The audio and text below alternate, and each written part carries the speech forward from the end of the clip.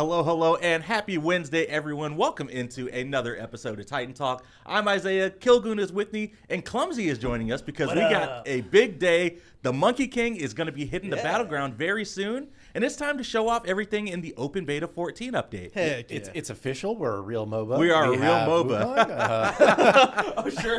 It's kind of like you have to have a character named Ash to be a hero shooter, and you have to be have a Wukong to be a MOBA. So I'm excited that we finally have the Monkey Boy joining us. I know, right? I think chat will be excited about some of the fun +1s coming to him. We haven't teased too much, so yeah. I have like this whole. I was writing them all down. I'm like, oh geez, there's a lot that has changed with this guy. Yeah. So and you know. Pompon's already in chat spoiling. I know, that, right? You know, there's a 72 segment targeter for all of his. No, that's it. Pon is trolling. We do have a lot of a lot of fun stuff to go through today. Yeah, a lot of fun stuff. Sweet. Well, not only Sun Wukong, but a lot of other content in the update as well. But without further ado, let's just hop into the star of the show and talk about let's do it. Sun Wukong in SMITE 2. He is looking really clean, Clumsy. Before we get into the kit, talk about the process about bringing the Monkey King into SMITE 2. Yeah, I mean, Sun Wukong is one of those like classic warriors where I think whenever see the polls in Reddit or whatever it may be, it's like Sun Wukong's got to be there. Like Sun Wukong's got to be coming. So we knew we had to do him justice. And one of the things that's like, it was an expectation that we didn't even almost think about at first. That we started seeing more and more as data mining and other things started showing Sun Wukong is coming up closer and closer. It's like, well, yeah, he's got this Jingu Bang. He's got this legendary staff. So let's make sure we utilize it a little bit more. Yeah, so we're going to be talking about that just a little bit. We didn't want to go too crazy, but otherwise, yeah, I think wanting to make sure that all of his transformations, all 72 of them, I know, right? All 3 of them that targeter. Yeah. We had some more, meanings to his clones. We wanted to make sure that he just felt good with all the different aspects of his kits that were already there. You can't use that word. It's a reserved word. It's a reserved word now. All the components, all the facets. Sweet. Well, let's get right into the kit, and we should start with the passive. Undefeated body. Clumsy, let's talk about the passive. I'm not going to hover it because I want to see the surprise that we talk about. The first part of the passive, pretty similar to SMITE 1. If you drop below that 60% health threshold, you're going to be getting a buff to your strength, intelligence, and protections. So that's right. So that is the new thing there, and we can confirm that Sun Wukong is going to be a hybrid warrior with intelligence scaling. So that is confirmed, and he's going to be getting intelligence, which is new because he never used to get magical power in SMITE 1.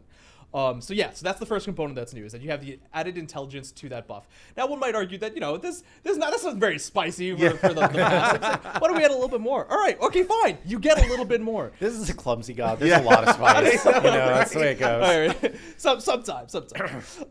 So now, because we wanted to play on with that threshold mechanic, you get below 60%, you get this buff. Also, if you go above 60%, the buff persists for a short duration, just like it would in SMITE 1. But the other thing that happens is if you're below 30% health, there's now a new effect. That new effect is, let's play around with what we talked about. Let's play around with what he has. He summons a clone. So now, not only is he going to have his clone coming in with his 4th ability, but he's also going to be spawning in a clone on a cooldown, as you can see in the passive meter, once you get below 30% health. That being said, because you're going to be on low health, unlike the ulti, that clone's going to be coming in with low health. Yes. But that's okay, because it's kind of just like an extra component to the kit. We're not doing the whole Don Zabura arc here with a lot more clones. He has a max of 2 clones. It's a Clumsy god. There's got to be clones, There's got to be more abilities, because there's got to be clones, right? Exactly. Okay, but so some things to do with some notes to come up with the clones is that they inherit your health, they inherit your protections, they inherit your power, but they'll power being both strength and intelligence. That being said, they'll only do 50% of your damage. Now, I'm not saying they're doing 50% of your basic attack damage, because what's new here as well is that all of your clones, so whenever I say clones, we're talking about the ultimate clones, but also the passive clones, because now there's 2. They will also be able to use your first and second abilities when you use those abilities. If you have a clone out and you fire the magic cudgel, the clone will also fire the magic cudgel. Exactly. And same thing for Master's Will. It will not follow the 72 transformations, but it will be able to do his 1 and his 2 abilities. Yeah. So that includes both. So if you've got both clones, because you can have 2 out at the same time, they will both use that. So you'll see 3 different cudgels going out. You'll see 3 different circles going out. Now, the circumstances for this actually happening, aren't that often, right? I think the ultimate one is going to be the one that happens the most often. And it's a little bit more controlled in that sense. I was in a playtest the other day, and whoever was playing Sun Wukong had 2 clones out, and I was like, oh, there was a bug. There were 2 clones, and you were like, no, that's intended. I was like, wait, what? So go ahead and use your 1 here. There it is. And then use your 2. So it'll do it obviously as fast as it can. If it's in his in-hand chain, it might wait till the next one, but it's pretty seamless. Oh, like, yeah. it's pretty quickly. The targeting for the clones is just basically whoever they're already aggroed upon. Yeah. There's no extra pet targeting or anything like that. Wherever they're going to be aiming is where those abilities are going off. Chat wants to know if they proc items. They should not proc items. Okay. Very good question. That is a good question. Sure Yeah. they should Somebody's not like, be oh, I proc got to items. go back to my desk and Yeah, check I will. that. Can we make a note of that real quick? So 50% of the damage that you would have dealt with no additional procs. Yes. Yeah, exactly. So so that's with his basic attacks or with his abilities. They're going to be doing that reduced damage. Sweet. Well, that was a passive. That was passive. A lot there. Yeah. But wait, there's more. There's more. But for the passive, it's a super small last clarification is that all clones will still die to hard CC as they would in Smite 1, Yeah. outside of knockbacks / knockups and banishes. So, if you try and Geb shockwave the clones, they will not be killed. But if you do hard CC and you stun them, they will be instantly killed. Yes. All right. And how about we talk about the 1 and the 2 kind of in conjunction? Sure. Because the +1s, they're a little bit similar. So Yeah, they're basically the same. One quick note on the first ability itself, the Magic Cudgel, is that this ability had extra damage to minions in jungle camp specifically in Smite 1, but we decided not to do that as we chose for certain other gods as well, and it's just going to be baked in a little bit into his first ability as well. So that damage is a little bit higher, especially on the base damage, but not to the point where it would have been doing too much more. And you're going to see a little bit of that kind of reflected back in the balance throughout the kit, because he's technically gaining damages in places, but he's also losing damage in places. Correct. And that kind of goes in to the spicing of the 1 and the 2. So I'll fire the 1 close first. 174 damage. Now, 177, 75. Yeah. So you're getting a little bit more damage for the farther that you're away. So there's some extra stuff here. So there's 2 main notes, because it's not generally as simple as you're doing more damage when you're further away. Like we said, there is intelligence scaling on Sun Wukong. And the way this works is primarily, and the most unique thing, and I'm probably going to start with that first so that we don't get people kind of lost in the sauce, because that'll be in the second bullet point, is if you get intelligence, your first and second abilities will actually grow in size. Yes. That's the most exciting part. So we talked about how, the expectation was there, but then we had to make sure to fulfill it. And we also wanted to, it just makes sense. It's what the staff does, and we think that's really cool. You heard correctly, chat. The staff will get longer. Should I just go back and buy a bunch of mint? Yeah, absolutely. So the way this will work is that your staff will grow with your first and second abilities only, up to a 50% increase in size, around just about, so 1.5x, capping out at 500 intelligence. So if you get 500, that's all that you're going to need. That'll be the highest. I mean, I don't think any of us are really expecting you guys to go full int build, but it is possible. And then that way, yeah, your 1 and your 2 are just that much longer. Okay, so that's the super exciting part. That's kind of what we wanted to make sure we got in, because that'd be the fun thing to do. There's a little bit more bullet points on the intelligence That's so scaling. long. That is, yeah, it's 50% increased. That's insane. And look, it's like the whole lane with his E. Or his 2. I said E because it's E on the screen. You're trolling me. I know, sorry. my weird keybinds. So 50% increase. Remember, that's only if you go intelligence. If you're going strength, you're getting none of that range increase. But if you're going a hybrid, then you're getting a little bit of that, right? And then you've got your passive as well, which kind of plays into that too. So the way the scaling works, though, because this is the little bit more, I mean, Flarebeard's going to go ahead and pull out the sheets about how I did the math wrong, and that's okay. But the idea is these 2 bullet points here, and it's going to be the same thing for the first ability and the second ability. And the way this works is your strength scaling specifically, so that 60% strength starts at the full amount, but as soon as you get to half the range, it starts decreasing from 100% scaling, so that's 60%, to 50% scaling at max range. So if you go... If you're hitting an enemy at full max range of your 1, you're doing 30% strength scaling. The base damage is not affected at all. So the further and further the enemy is, the less and less strength scaling. Again, there's the ceiling and the floor, so you're never doing 0. And this only kicks in at half the range. But it's the inverse for intelligence scaling. So the further and further away the enemy is, the more int scaling you have, from 100% scaling down to 50%. And again, that's of the intelligence scaling. So you're going to be doing 75% intelligence scaling at max range, which is why you saw that damage increasing. But as soon as you get to 50% of the range of that ability, it will decrease to half of the 75%. So maybe we can show just exactly that now that we have a bunch of int on this. Like at max range, how much damage are we dealing? Let's see.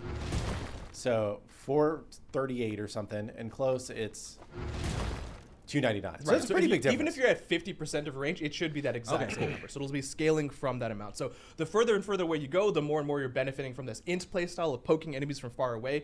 The closer and closer the enemies are, the more and more you're benefiting from strength. If you want to go hybrid, you can kind of play around with both of those things. Chat says Clumzy tries to keep a God simple challenge impossible. I don't know what you guys are talking about. This is simple. And then Master's Will is similar, but it plays around with the radius of the ability. And specifically for enemies that are closer or farther away to like the center, right? Yep, and it'll be the exact same functionality of the further and further away you go, scaling the strength from 100% to 50%, and that's just of whatever values you see there. Yeah. So yeah, easy peasy, right? Yeah, it makes total sense. Yeah, and obviously, one of the reasons why we did like that is just we have a lot more flexibility with how we want to balance that. We can obviously change those floors and those ceilings, so we can make sure this feels stronger or weaker based on int or strength and the various amounts. And I think it keeps them both pretty viable. Yeah. Right. Yeah. Exactly. Sweet. So, shall we talk about all 72 transformations? We're through like the majority of all the craziness on this one. Yeah, I mean, I don't even think there's necessarily anything new specifically. The 72 transformations works exactly the way you'd expect, where you've got your 3 different forms, and it's dependent and locked in based on how far away you're targeting and your camera is on that side. So you'll have your ox form at close range, your tiger form in mid range, your eagle, which is the fastest form in the long range. The only thing that's really been changed here is a little bit of consolidation and simplification of the immunities. So slow and root immunity were added to the tiger form because it was the only one that was missing those. So all 3 now have slow immunity and root immunity. Cool. However, ox form also has that knock immunity from SMITE 1 as well. So it's just making sure that like it wasn't the most complicated thing in the world to know even how to play as Sun Wukong or play against Sun Wukong. It was a little bit confusing before. Now it's like they all have slow and root immunity, but the ox has that knockback immunity as well. Yeah, and I love the treatment on the targeted here, where you've got like the 3 different colors. Yeah. To very easily see which form that you're gonna choose. Looks really sick. Yeah, there was a lot to this ability. Might have been one of the most like technically challenged ones that me and like programming were working together, specifically in terms of animations. Like Geb's one was also a lot working with that one, but getting the animations working correctly, making sure that they swapped at the right timings, like much appreciation to tech art, anims, and programming as well to make sure that this felt smooth. Yeah. Because there's so many different caveats going on, and when your animations were triggering, and yeah, it was pretty crazy. Sweet. All right. Last up, the ultimate. Let's talk about Somersault Cloud, shall we? Yeah. Sweet. So Somersault Cloud. Again, generally working the exact way you'd expect. The main thing that's changed there is the tick speed of the healing was actually increased in frequency or reduced in how the rate, so that you're actually getting healing a little bit faster. That being said, the healing is reduced so that it's around the same. It's a tiny bit higher, but you're also getting a little bit of intelligence scaling as well. Yeah. So that way, if you build ints, not only are you getting the different changes on the 1 and the 2, but you're also getting a tiny bit more healing on the ulti as well. Sweet. Obviously, it's going to be spawning that clone. I'm going to do the fun thing. I'm going to spawn a clone with my passive, then ultimate, get 2 clones. Yeah, you're still going to get the clone as usual. You're still going to get that stealth effect so the enemies won't know where you are. But yeah. So you will obviously need to jump down if you want to have both clones do the things. Yeah, you can see them. They're both targeting in 2 different directions. You can see them do 2 different things. Oh, we're doing damage. If you've got 2 clones, then technically you're building back up from that 50% reduction to 100%. So, like I said, technically he's lost a little bit of damage in certain places, but he's gained a little bit of damage in other ones. So hopefully, all in all, it feels pretty good. Again, there is a cooldown on that 30% threshold, so you can't keep bouncing between it. Also, one extra note there is you are stealthed when you go into this ability. But the stealth caveat, which we realized towards the end, was like, oh, your clone dies, which reveals you from stealth. But what if you have a clone from your passive? Oh, then what does that mean? That's good. Yeah. The new caveat is if all of your clones are killed while in your ultimate, because on the chance that you do ultimate when you're low, it requires both of those ones to be dead. So if there are no clones remaining, you are then revealed from their stealth. Nice, sick. Well, that is all. I think that's quite literally for Sun Wukong. Anything that we missed for base Sun Wukong? Just the super last bullet points, because we're gonna be talking. We're talking about the aspect. Yeah, we're talking. Of course, we're talking about the aspect. It'll matter for the base kit and for the aspect too. Because there's probably gonna be some people asking. The clones do not change their scaling of their abilities. Like, this doesn't change the length of those abilities or gain any bonus effects. Yeah, from your kit. So if you have loads of ints, they'll probably still have the same exact ability ranges and ability radiuses. Gotcha. And that'll matter a bit more once we get to the aspects. Sweet. Sounds good. Well, let me go ahead and turn on the aspect. It's test talent. And there we go. All right, Clumzy, let's talk about the aspect of transformation. Yeah. Okay. So there's some background to this, but I think we can just talk about what it is first. Cool. I'll read it. 72 Transformations has a reduced cooldown and locks your animal form until Somersault Cloud is used. Locking in Ox form causes Master's Will to knock up, which is your 2. Tiger form provides stacking attack speed on hits of the magic cudgel, and then Eagle form causes your other 2 non-ultimate abilities to have reduced cooldown. Yeah, so basically, this is aspect of transformation, but it's aspect of like locking you into one transformation for a while. So the idea is once you start the game, whatever first transformation you choose is all you're going to get until you use your ultimate again. So you've chosen your Ox form, and you're locked into Ox form, you press that ability, your entire targeter is now that Ox form. No matter where you go, you're locked in. And let's once you're brother. Exactly, lock in. So once you're locked in, now a different ability, for the most part, is going to be amplified because you've lost the flexibility of your third ability. So when you've locked into the Ox form, your 2 will now gain the knock-up from before. Some people were like, are we going to bring back Sun Wukong's Master's Will knock-up? It's like, yeah, we technically are, but it requires you to lock in and get the blessing of the Ox. If you lock in as the Tiger and get the blessing of the Tiger... I killed him. I have too much damage. I can't show the knockoff. Did you spawn level 20? Yeah, no, I spawned at level 1. Ah, okay. Yeah, spawn level 20, let's see. Okay. There we go. So you do that. You got the. It's a small knockup. It's not a big knockup. We didn't want these things to feel super OP. To felt, making sure that none of these felt mandatory is incredibly important as well. But I'm probably expecting you as like Bruiser Sun Wukong for the first parts of the game to probably see a lot more usage of this. Yeah. If you lock into the Tiger form, so I have to use my ultimate again. Use your ultimate, and that'll clear it. And now if you go back and use your 3, now I have different... You got that same things again. Yep. So now if you lock in as the Tiger form, every time you use your magic cudgel, you'll actually gain an attack speed buff. And this works on minions, and you get more stacks off of gods. So you get 2 stacks off of gods, and 1 stack off of minions, up to a cap of... Actually, I can't remember now. I played around with it so much, I can't remember what the cap is. 5 or 10. But you can get up to quite a lot. And now you're locked into Tiger until you use your ulti again. The 2 does still slow. The idea is that you're gaining bonus effects on the other abilities because you're losing the flexibility of choosing your actual transformations. So you might be like, oh yeah, all I ever want to do is be an Ox form. But that one time you get ganked and you want to stun someone, you're going to be like, wait, darn it, I'm in Ox form. I don't have that ability to. So that's the trade-off there. Then Eagle form, yeah, you're going to be getting 25% reduced cooldowns on your 1 and your 2. Which we can't really show because we have cooldown cheats on. Yeah. But you just imagine. Yeah, just imagine they're there. But now you're only eagling, and you don't have the damage and the CC effects of using your other. Yeah, good point. That being said, as someone in chat said, Eagle's pretty darn good if you want to go like a long range int poke. That's build, true. Right? Yeah. Then you're getting even more CDR. Sweet. Well, I'm super excited for people to hop in. Base Sun Wukong sounds super fun.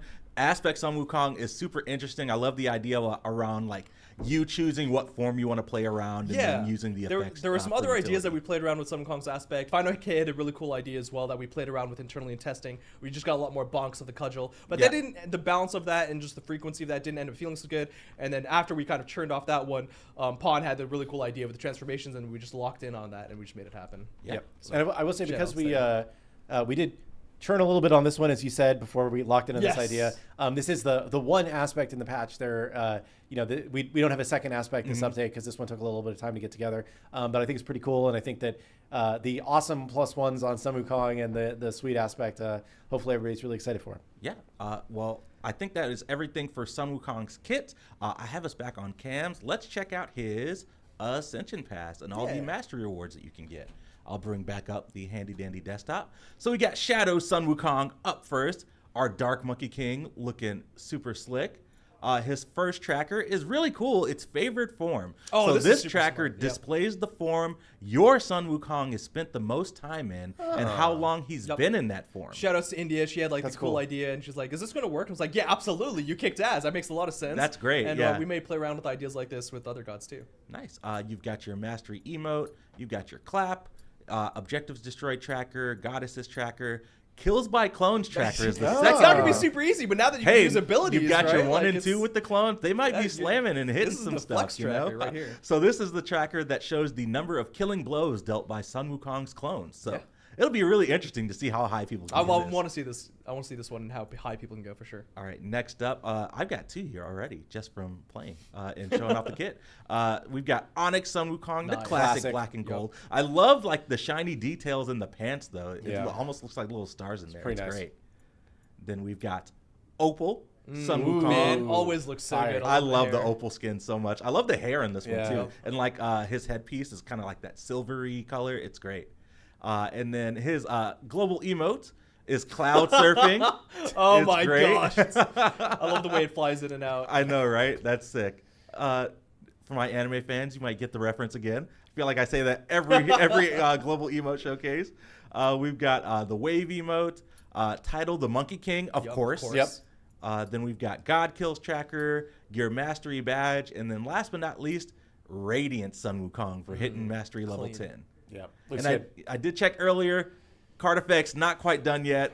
Always the last things to come in. Yeah, and I will say there's some of the other stuff we're going to be showing off later too. There's a lot of stuff that's still kind of coming in at this point.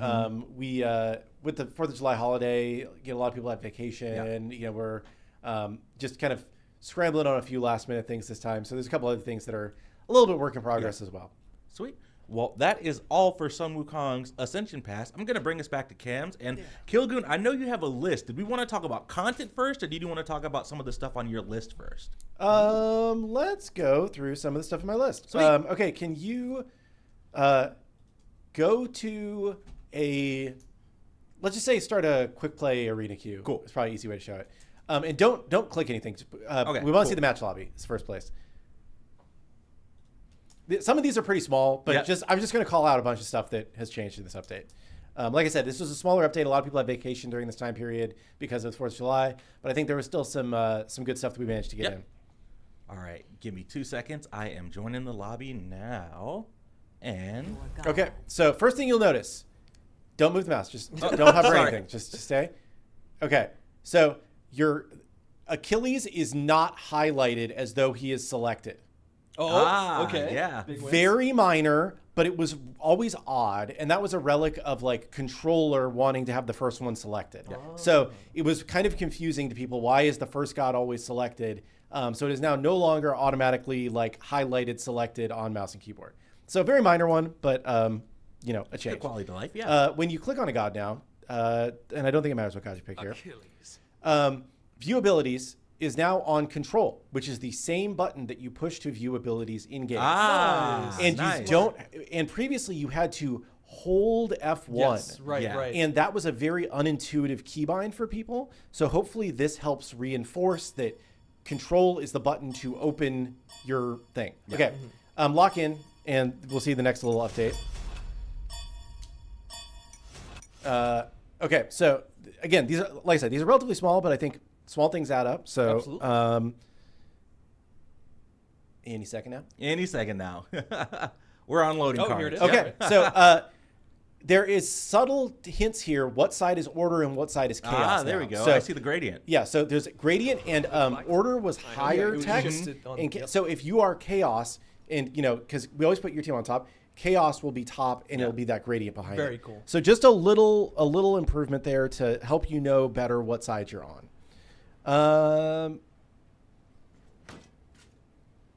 Cool. Next thing, can you die, please? Yes. Respectfully. Let's do it. Oh, and you might have to hide our cams for this. Oh, let's see. Sorry. Oh, okay. Because right. yeah, okay, I know yeah. what we're talking Go. Just let those guys kill you. Just run into them. Ymir's like, no, I will. Oh my gosh, I'm getting CC chained.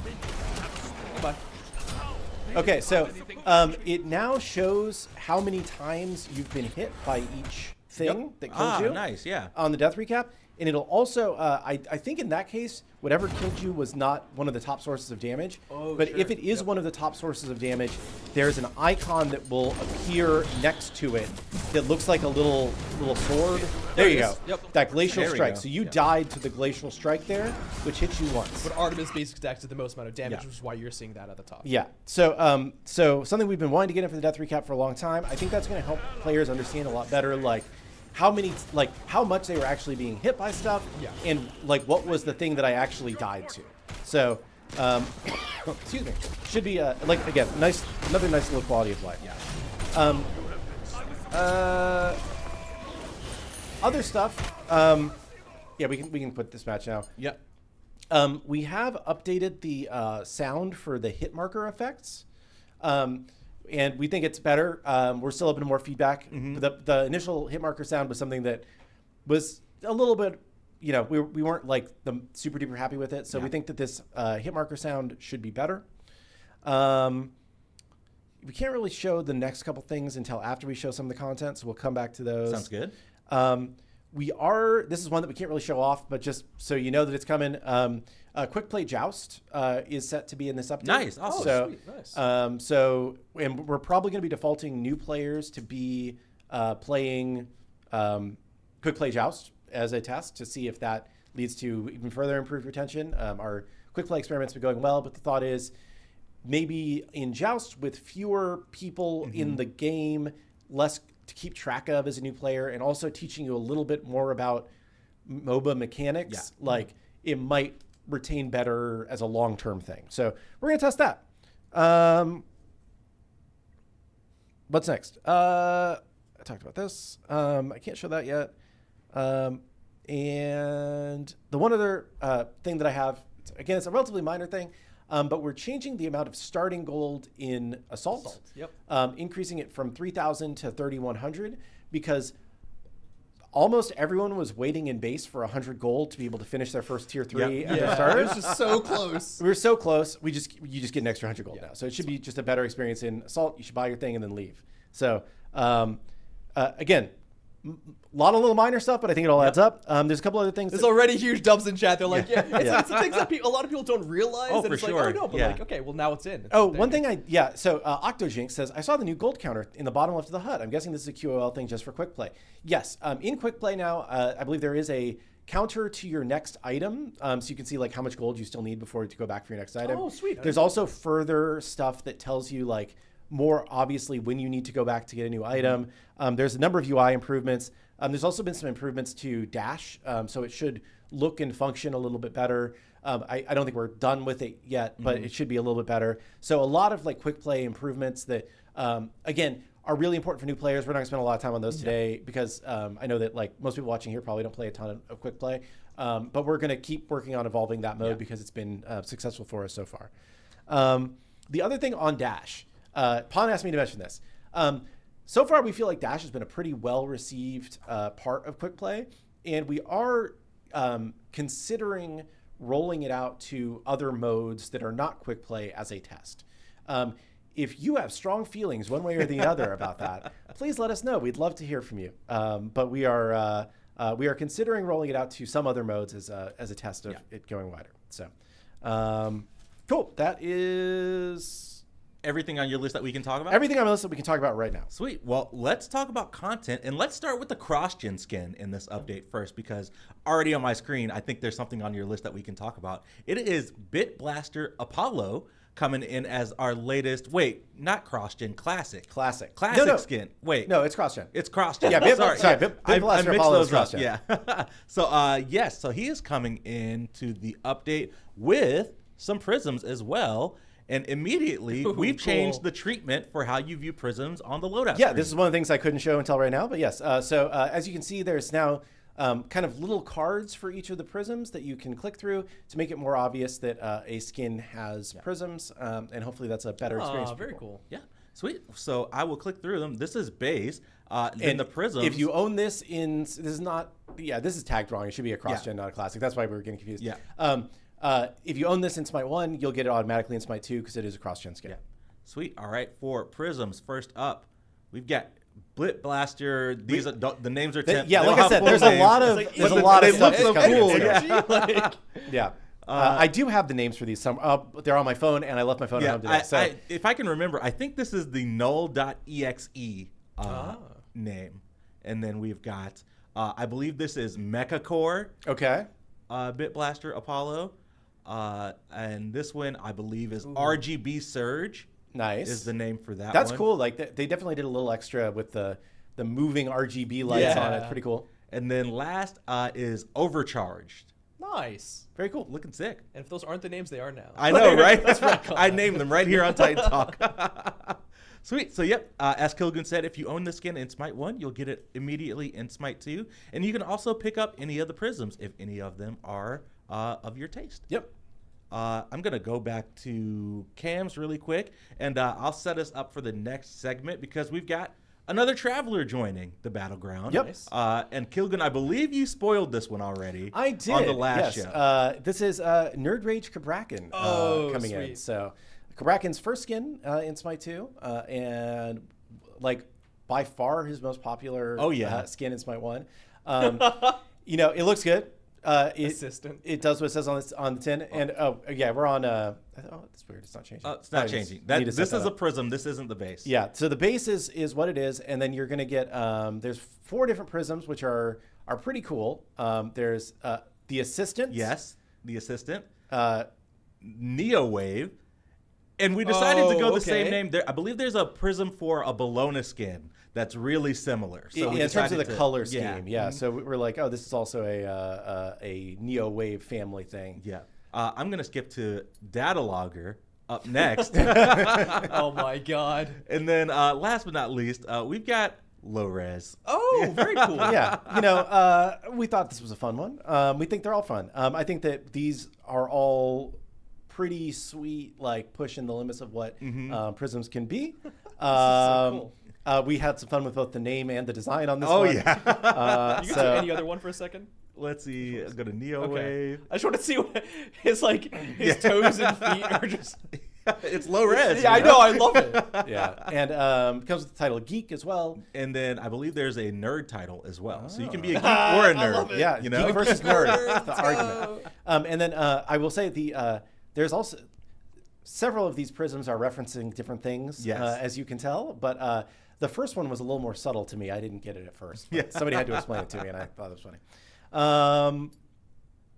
Sweet. I'm going to bring us back to cams. And I'm actually going to show off the low-res prism in game because I know Chuck, he posted it in our internal channels, but it's got some really cool stuff that he put in a little bit of extra work on that I want to show off. So I'm just going to enter practice really quick. And I will say that like all of these travelers that have classic skins in them, the classic skin will be available for direct purchase with your legacy gems at the conclusion of the traveler. So it'll be available in 6 weeks or so. That's so true. Cool. So we are here. I just love the effects here on the 3. Nice. You've got like the text. Got that little text. Yeah, it's great. And then the ultimate is just so cool. And I want to say Kellen did something with the voice pack on this one too. Can you do like a VGS? Yep. Oh, we're in jumping practice, so maybe not. Oh, wait, you can hear, There we go. Oh, that's little Chrono 64 treatment. Yeah, very cool. Yeah, this is great. Yeah, so pretty sweet. All right, so that was the cross-gen skin and the Traveler. Kilgoon, I'm going to throw to you and let you set up the next thing that we're going to talk about content-wise. Yeah, so the next thing that we're talking about is it's a new kind of skin that we're introducing as part of this update that we're calling a saga skin. Mm-hmm. Ooh, okay. And the idea of saga skins are that they kind of are pushing the concept of like the prism thing even further into giving a skin multiple forms within the skin. Yeah, that you can progress, you can level up and unlock different forms, and then you can choose which form of the skin that you want to equip. And that is kind of the idea is that each one is kind of like telling the story of the evolution of a character, right? So it's kind of like the saga, right? And these are going to be For right now, they're going to be listed in the collections section of the Wandering Market. So you'll buy it like a Wandering Market. You'll get the first skin of the saga for free, and then you'll unlock the rest of the skins as you progress through the market. And you'll have all the time in the world to do it because it's a collection. It's not going anywhere. I think that's most of what I want to talk about. I will say there's a lot still we're doing on the setup side on this, so there's still some stuff that's like not even looking perfect. at the screen, there's a lot of stuff that's work in progress. A lot of the names are temp and missing, like we saw with the other Apollo skin. So please don't judge the screen too harshly. This is still a little bit early for us. But the skins, I think, it's a cool idea of this like, it's not like a evolving in-game tier 5 skin. There's these different forms and versions of the skin that you can pick that are different versions of the journey. And as you progress, you get to learn more about the story, and the skin will then have different options for you to equip and play in game. Yep. Well, I'm going to bring up the handy dandy desktop, and we can talk about the Emberlord Vulcan saga skin. Yeah. So I think the pricing is not final on this. I don't remember how much it's actually going to be priced, but this is still just being set up, so please don't. And it's going to be called the Emberlord Saga, not Emberlord Caravan, and it's not going to be called Evolution Skins. There's a lot of temp stuff in here right now. But this is the very first iteration of this skin. And the kind of core idea is that you're he's kind of starting as I don't even know how to describe it, but like a soldier devoted to fire kind of thing. And then can you go to the next one? Let's go through the skins and then we'll look at the other stuff. And then already nice. Yes, and then he becomes more forged from the flames, I guess I would say. And then in the next form, you can see his axe hammer. My guy's just looting a tier set right now. I love this. Yes. It's back. And the sick back piece. There's also enhanced turrets that come, I believe, with this evolution. And then the final one, and this one looks like it might have a few bugs today. It's still working. It's missing a lot of textures and stuff. But the fire actually kind of consumes the Emberlord and becomes part of his character. Yeah. So final form still a little bit work in progress, but it's going to get cleaned up for the update. Yeah. And then on the fifth page, there are 4 prisms of the final form. So there is I think these are still a little bit work in progress too, because the can't last tell one the color was a little schemes broken. though. I'm excited about them. But yeah, the color schemes are pretty cool. So sweet. Yeah. Frostfire. And then the other thing that is interesting and new in this, so this is Vulcan's first skin. Yeah. So we'll call that out real quick. The other thing that's new in this is that we are going to be introducing recall effects as part of this. Oh, sweet. So there are pretty cool. This is also work in progress. There's a lot of work in progress here. Well, you can actually see the effects. We never had that in SMITE 1, where we can actually see the preview. Yeah, so this is a new thing that you can actually preview these in game. It's very awesome. You equip these on a profile level, so you equip it once and it's on all your gods. And then the way that the recall works, I believe there's actually 6 different versions of it. So there's the base version. There's kind of like an ultimate version of it later.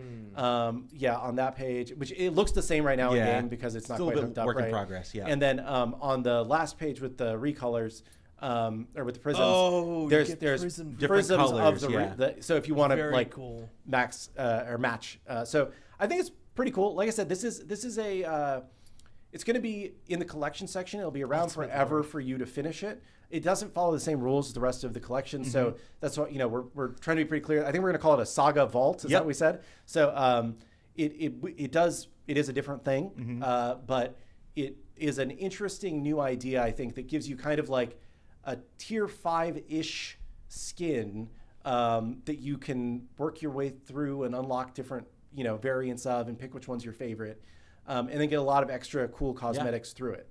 Yeah, I see the recall skin. There's a ward skin that I saw, a couple titles. There was a tracker on the first page. Lots of awesome stuff that you can pick up with this new Saga Vault. That's really cool. Yeah, and I'll say somebody said, can you swap between the skins once you finished it?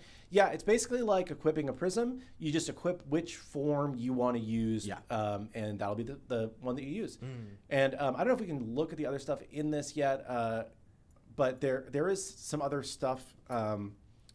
So there's the meatball combos tracker. So when you launch somebody in the air and hit them with backfire while they're midair. Oh, sweet. There is the Forged in Fire title. Nice. There is the Ember turret. I think that's that's the base turret. Yes. And then the card effects here, they are not done yet. I already checked. There is an announcer pack recorded for it that you get as part of this. There's the backpack turned into a ward skin. Then you've got the Ultimate Lord title. Ultimate Lord's pretty cool. So yeah, lots of cool stuff. Yeah, and lots of cool stuff. All the recolor effects that are prismed out based on what color you choose. Yeah, and so this is a different approach of doing some kind of like a kind of more premium skin with a lot of different tiers that you can get through this. Yeah. So this is coming in OB14 as well. So you will be able to buy this and start playing through it. Yeah. We're also going to be doing an event, like an in-game event where you can basically for the first 10 games you currently it's win, and we might change it to play. Yeah, I was talking with India about potentially changing that quest to play 10 games. So for the first 10 games you either win or play, TBD, you'll get an extra 100 Wandering Market coins as well. So we're we want to make sure that everybody has enough coins to be able to make good progress on stuff. So a little extra bonus. No matter what market you're working on or what traveler you're working on, you'll get some extra coins in this patch. Nice. Sweet. Yeah. So there anything else on your list now that we've gone through kind of everything on the content side? Yeah, so Emberlord Vulcan's got 4 different forms. He's got 4 prisms of the final form. The first recall effects, we talked about all that. Only other thing that I have to talk about is if you go to the home screen, this is also still a little bit work in progress, but just I kind of want to talk about the general concept of it. We are working on continuing to can you switch it? Yeah. Thank you. So it's hot down there. Just thinking that.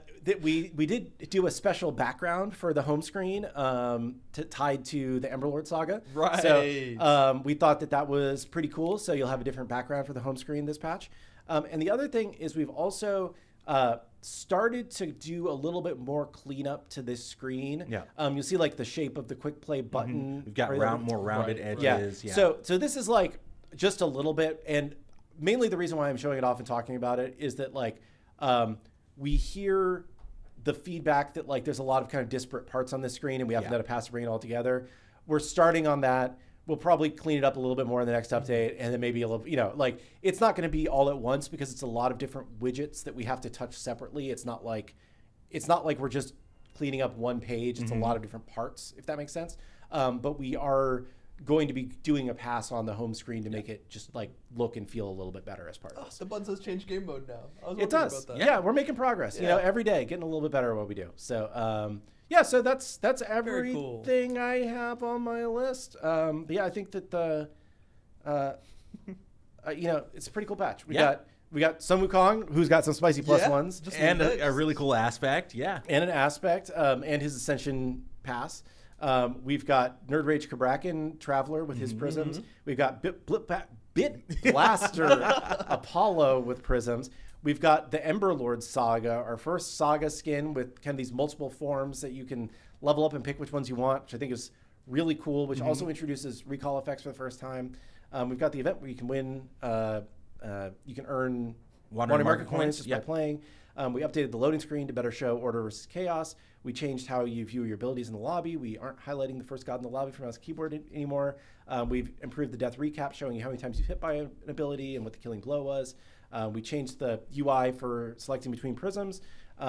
We have done phase 1 of cleaning up the home screen, which is a small phase, but we're getting there. We changed the hit marker sound. Quick play joust with a lot of improvements to quick play. We changed the starting gold for assault. And I think that's it. Yeah. But it's once again. Wait for it. It's been 2 weeks. It's been 2 weeks. It's been 2 weeks, and we had 4th of July during this patch cycle. So, and not to mention, like, we've still got all the balance. Yeah, I was going to say we haven't even talked about balance yet. Yeah. We're going to talk about balance on Friday with Con. Yeah, I will not be here, but you guys will talk about balance, and you'll have a great time. So, so a lot of really fun stuff in this update for a shorter update for us because of the 4th of July holiday, and also I think the beginning of this patch cycle, a lot of our time was spent on kind of cleaning up the stuff that was going out there. We shipped a lot of hot fixes this cycle that were kind of bigger hot fixes. So I still think that a lot of good stuff in this update, and we have a lot of stuff that's like in flight for the next update, which I'm very excited about. So. Yep. And then the plan is to flash test today. Today, I'm pretty sure shortly after the show. I just need to double check with Kabir. Yeah, I think basically when the show is over, the flash test should be out. Nice. So make sure you've got your SMITE 2 PTS clients updated on Steam, and be on the lookout for an announcement on social media and Discord for you to be able to hop in, try out OB14 with some Wukong and all the other cool content that we covered today. Should be really, really awesome. But we've got about 15 minutes left, so you all want to take a few questions before we call it? I'm just laughing at the different comments. Oh, no. Someone just like the 3 links saying all 3 of us could have cosplayed a different Beach Babe Afro skin for the advertisement. Missed opportunity. Oh, my gosh. Yeah. Oh, that's great. Sweet. Someone asking about the next round of announcer packs. I'm not sure if we have any announcer packs in this update, but I will double check with Kellen. And if there are, we will make sure to list them in the update notes.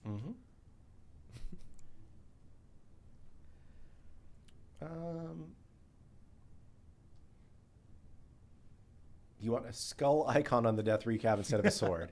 I get that. I think the sword is clear and communicates what it's trying to do, and I think it looks good. So I'm probably going to stick with that for a little while. If we get strong feedback otherwise, maybe we'll change it.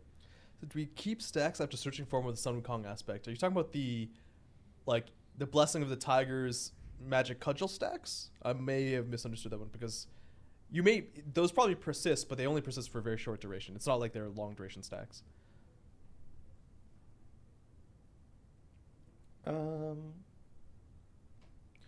How long does PTS run? I'm at work at the moment. PTS will turn on shortly after the show, and we normally run it until 10 a.m. the next day. But the caveat is the Conquest queue is open for the first couple hours of PTS, but then after that, we turn the queue off, but custom games are available for people that want to hop in. Yep. And we do have quite a bit of balance to talk about on Friday, I believe. Yeah, no, there's some good balance coming up, and I know there's some people talking about. I think we may have alluded to even more coming up. I know next patch is Pun has been cooking. Yes, and it's gonna be quite the journey. Yes. So it's exciting. Can Wukong minions crit? They don't inherit any of Sun Wukong's items, so they inherit his power and his protections and his health. But they're not going to inherit, like, if you've got Odibo stacks or Odibo or anything like that. They're not going to. So, no, the short answer is no, they can't crit because they don't have crit items themselves or crit chance inheritance. Any news on Vulcan mods not showing up on console? This is fixed internally. I don't know if the fix, I guess it hasn't rolled out to console yet, but it will certainly be fixed in the next update if it isn't something that we can roll out before then. Can you re-explain Wukong's 1 damage? Well, okay, the idea is that the base damage is entirely the same, and the strength scaling specifically, we can start with that, goes, so if you have your full ability, 0 to 100% in its length, from 0% to 50% of the length of the ability, your strength scaling will scale from 100% of the strength scaling to 50% of the strength scaling. So I'm just going to, I can't remember, I think it goes like 60%. It'll be from 60% to 30%. But then, apologize, 60% to 60%. But once you go past that, then it'll start scaling to half that amount. So then you go from 60% to 60%, scaling down linearly to 30%. And it's the inverse of that for intelligence. So if you're at the max range, you're going to be going from the, I can't remember, 75%. 75%. Yeah. You're going to be keeping that amount all the way to 50% of the range, and then that'll start scaling from 75 to half of that from the closer you are to Sun Wukong. And that'll work exactly the same for his 1 and his 2.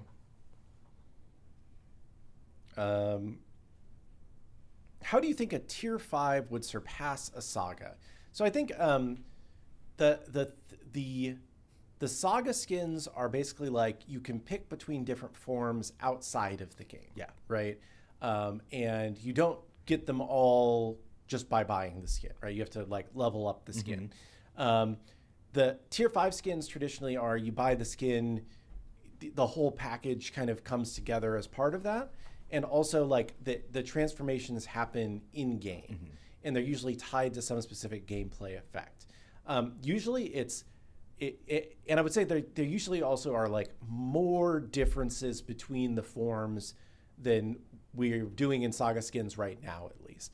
So I think that like Saga skins are very cool. I think we should consider them as like high-end skins, but they aren't at the same level as tier 5s, and they aren't going to be priced at the same level as a tier 5 because those are, you know, even more work and for us to create, and I think just offer a different value. Any news on PS5 crashes? I'll say we are looking into crashes. I found a crash this morning. Oh, nice. So I was investigating. I'm not going to tell exactly how to do it because, but I was investigating some reports. People said that every time they pick Artemis on Xbox, they crash. And it is actually not every time you pick Artemis. There's a specific condition which has to occur before that in order for that to cause it. But we know at least about that crash, and we're looking at some PS5 stuff as well.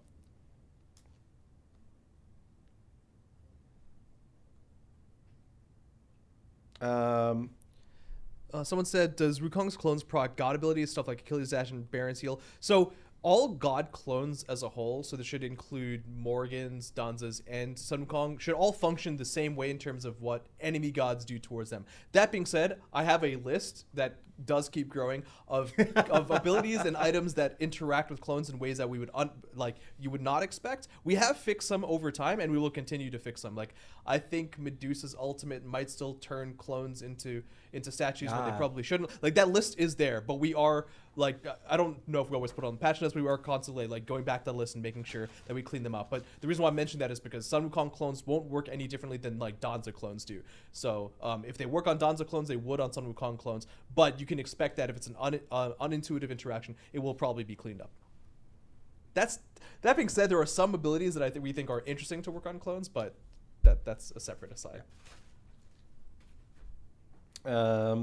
I got a note on this. The button on Xbox, access your friends list on the home screen, hasn't been working. So we'll definitely take a look at that. Thank you for the report there.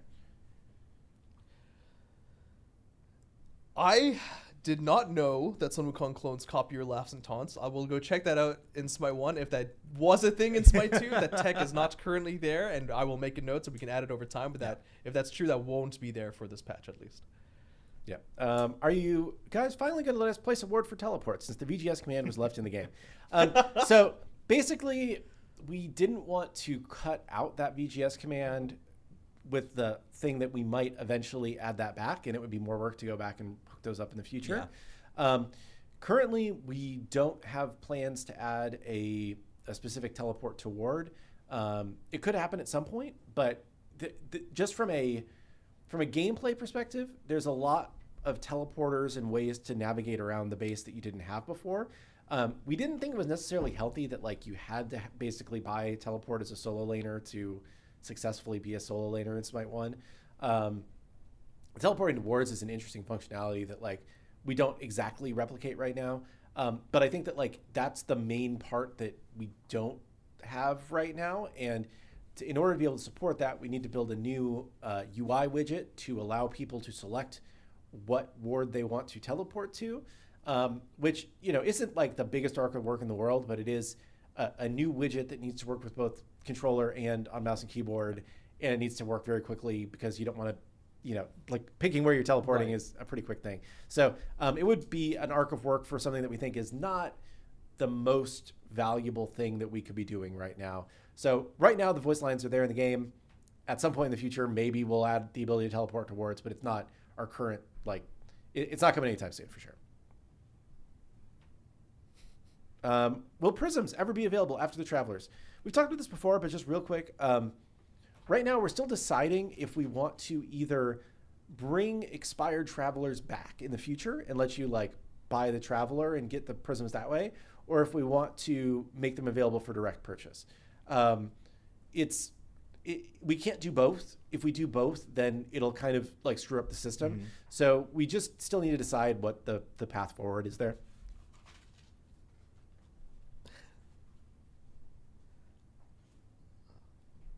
think someone mentioned a question on how do we choose which icons for the aspects. To be completely honest with you, there we have like a 10 to a dozen, and yes, one day we may or may add more, but even the current ones are reutilizing icons from like elsewhere in the game. That changing or adding more to that isn't on the current list of priorities, and so the idea is try and use ones that haven't been used like a tons of times and have any sort of sense at all with what the aspect is.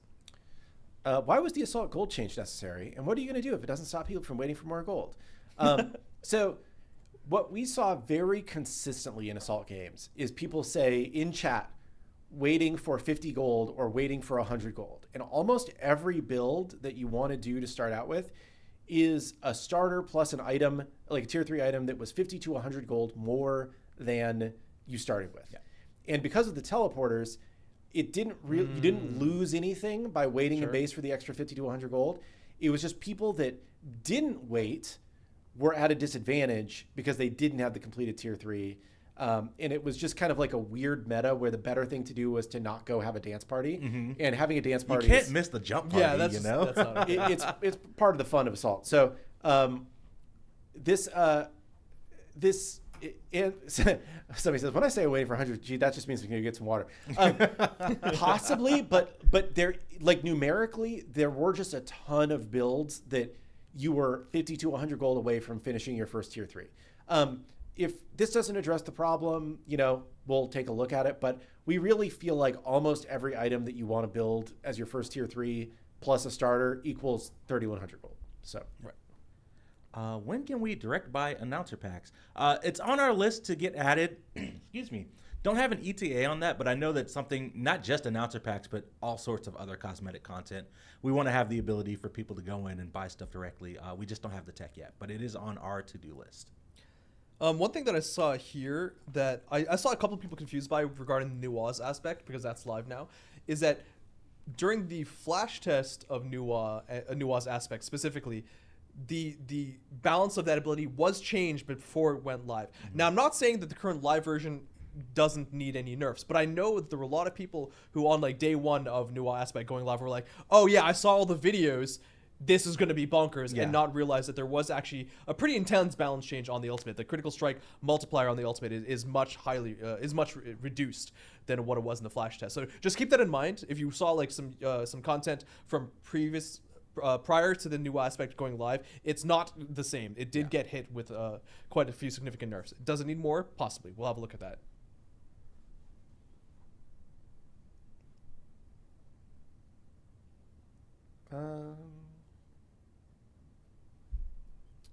Oh yeah, the Snorlax. What was that? No, someone said I love the Snorlax. I'm like, I'm not wearing Snorlax. Like, oh yeah, no, over here. Asking for the traditional Alani check. I'm drinking Orange Kiss today. Cherry Twist. Clumzy's got tea. Do not disturb gamer at work. It was a Christmas present. That's good. I like it. Technically, you're like a gamer. I know, right? It's kind of like ironic there. I was like, this makes even more sense. Let's see. Can we get an update on showing aspects of team members in the lobby? This is on the to-do list. It's not going to be that long, but it's just not the top priority for the UI team at the moment. But it is something that we want to do. Yeah, and I know something on Clumzy's to-do list that he's been wanting to get done eventually is kind of broadcasting aspect changes in tooltips outside a game. Right, yeah. Just because I know that comes up a lot. Yeah, it does. In conjunction with showing aspects in the lobby.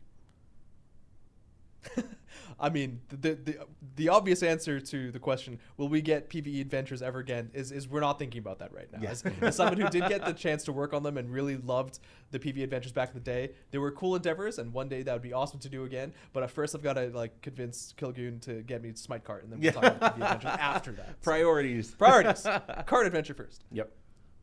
You think there's going to be a Titan Talk that I'm on that I'm not going to mention SMITE cart? No, it's not going to happen. It's a requirement. It's crazy that we got this deep into the show exactly. before. I was like, oh, well, let me just make sure.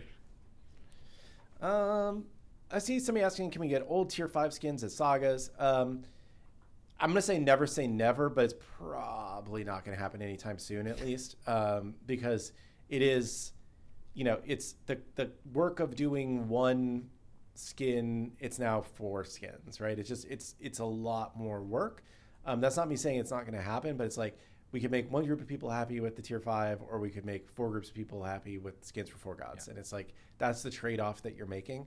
I would say it's, it's something that we may do. I think the other thing we've talked about at some point is like, potentially you could do a form of a tier 5 as a classic skin, so we could do, this isn't 100%, but just for spitballing purposes, you could do the final form of Archon Thanatos as a classic skin, right? I think that we're not completely opposed to that as an idea. But it just wouldn't have the level up things. I think needing to do every form, when realistically, if you gave people the ability to pick every form for most of our tier 5s, they're just going to pick the final form. Yeah. There's obviously some exceptions, like there's the chalk one that's 3 very distinct skins. Kukulkan, yeah. But for the evolving ones, which I think are the ones we get the most requests for, you could probably just do the final form and people would be happy. Yeah. I think with this one, we tried to make with the Vulcan one, we tried to make all of the forms interesting in their own ways. I think that there were some people in chat who were like, dude, the first form of this is actually sick, right? I think we're calling the first form First Flame. Yeah. Each form has its own name, by the way. I don't remember the names right now. I should have written them down. So the first form is very different. The middle 2 forms, I think, are a little bit similar. You're probably going to equip the third one if you have it over the second one because they're close. And the fourth one's very different, right? Yeah. But I think that any of those 3 could appeal to you at different times if you have them, right? And I don't think that you're just going to get to the final form and only use the final form. Whereas the Archon Thanatos, I think you're pretty much going to use the final form. So sweet. You came late. I said Vulcan skin? Dude, the Emberlord saga, right? Yeah, it's sick. It's this new, it's a saga skin. It's got 4 different forms within the skin that you upgrade on a wandering market, and then there's 4 prisms of the final form. Yeah. So it's pretty cool. With prisms is very cool.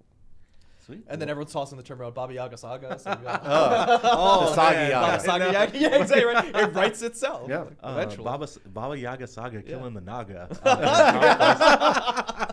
We're fighting around too much. We're at 2:01. We're having so much fun. So it's time for one more question. And we'll get ready for the flash test that's going to be happening a little bit later on this afternoon. Yeah.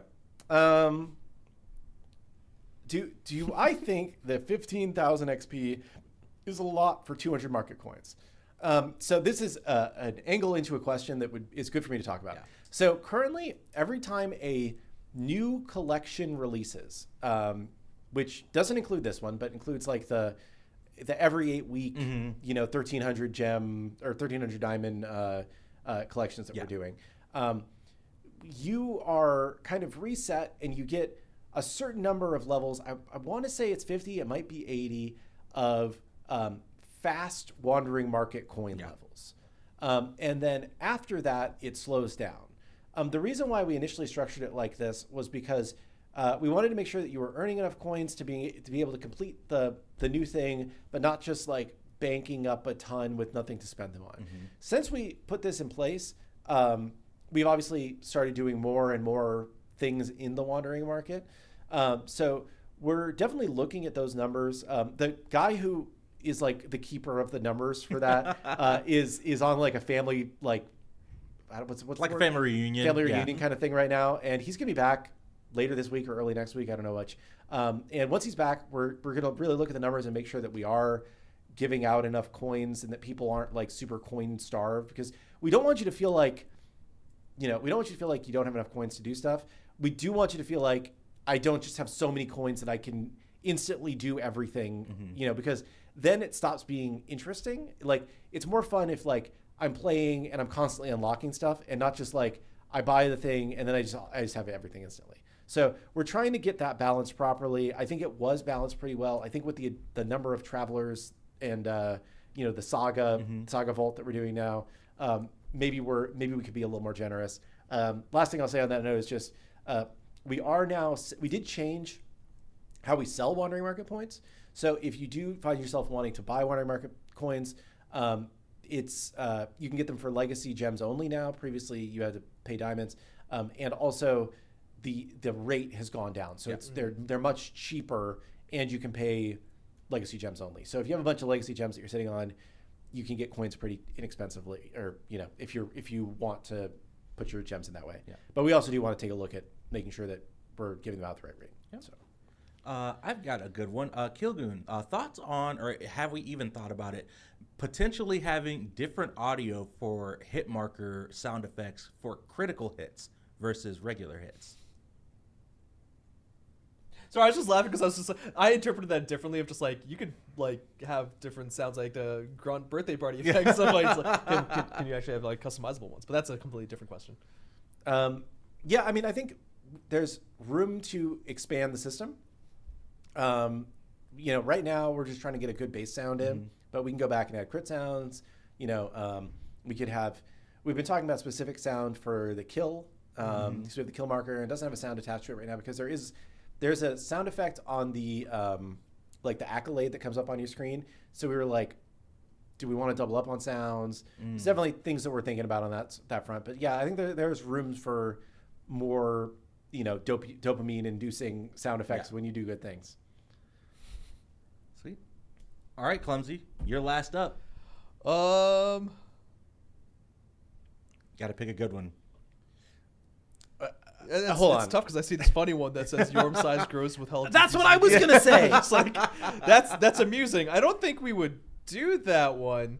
Funnily enough, so I'm not saying we're gonna do this either, but I always thought the idea of like a character growing in size or even decreasing would probably be more fitting almost for like Cthulhu, because I think that just like there's just more around. Like you are getting smaller. He's already almost like too skinny and tube-like in a way for him to be satisfying when he's actually like shrinking in size. But maybe there's a different Leviathan. And I think we did talk about how balance is going to be on Friday, and I know there was talks about a Scylla aspect. You could probably expect Scylla aspect to be getting a little bit more love then. There you go. That's your small little balance spoiler before Friday's show with Ponfon. Yep. Exactly. So I think that's going to call it for our show, Clumzy Kilgoon. Thanks so much for joining me on the show for covering Open Beta 14. Chat, thanks so much for hanging out with us and checking out everything new headed to the Battleground. We got a really fun update that is headed to you all fairly soon. Patch day is next Tuesday, not next Monday.